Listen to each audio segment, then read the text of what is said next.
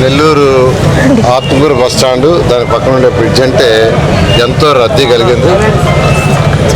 ఎందుకంటే ఇటు పైనుంచి చెన్నై నుంచి వచ్చే యాక్చువల్గా ఏదైతే వెహికల్స్ నేషనల్ హైవేస్ పోయే కాకుండా మిగతా టౌన్లోకి వచ్చేది కూడా ఈ ఒక్క దారి గుండా ఎక్కువ 90% పోతాయి. చాలా ట్రాఫిక్ ఉండేది. ఇక్కడ ఇది చాలా గుంటలు పడిపోయింది. పక్కన పైప్ కూడా డ్యామేజ్ అయింది.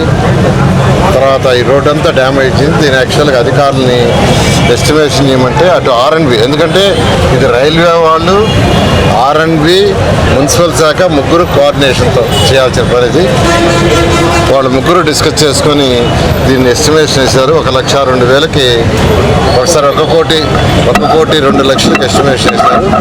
దాన్ని ఈరోజు శంకుస్థాపన చేయడం జరిగింది. అయితే ఈ రోడ్డు ఒక పార్ట్ మాత్రమే, అంటే వన్ వే పూర్తి అవుతుంది.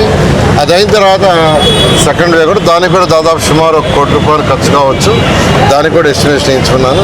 రెండు ఒకేసారి బ్లాక్ చేస్తే, రెండు పక్కల ఒకేసారి వర్క్ స్టార్ట్ చేస్తే పబ్లిక్కి ట్రాఫిక్ ఇబ్బంది అవుతుందనే ఉద్దేశంతో ఒకదాన్ని తీసుకొని చేయమన్నాను.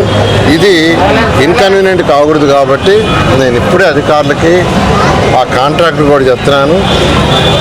31 డిసెంబర్ దీన్ని ఇనాగరేషన్ చేస్తాం. 31 డిసెంబర్, ఇవాళ డేటు 17 అనుకుంటాను.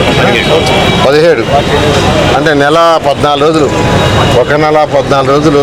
వాళ్ళు కూడా 45 రోజులు పూర్తి చేస్తా ఉన్నారు.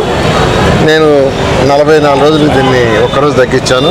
కాబట్టి 31వ తేదీ ఉదయం మళ్ళీ ఇక్కడికి వచ్చి దీన్ని ఇనాగరేషన్ చేస్తాం. ఇది అయిపోయిన తర్వాత, ఈ రోడ్డు వదిలేసిన తర్వాత ఈ లోపల దాన్ని కూడా టెండర్ పిలుస్తారు. దాన్ని కూడా టేకప్ చేసి మరొక 45 రోజుల్లో దాన్ని కూడా ఫిబ్రవరి 15వ తేదీకి ఆ రోడ్డు కూడా కంప్లీట్ చేస్తామని నెల్లూరు ప్రజలకు తెలియజేస్తాను. Thank you.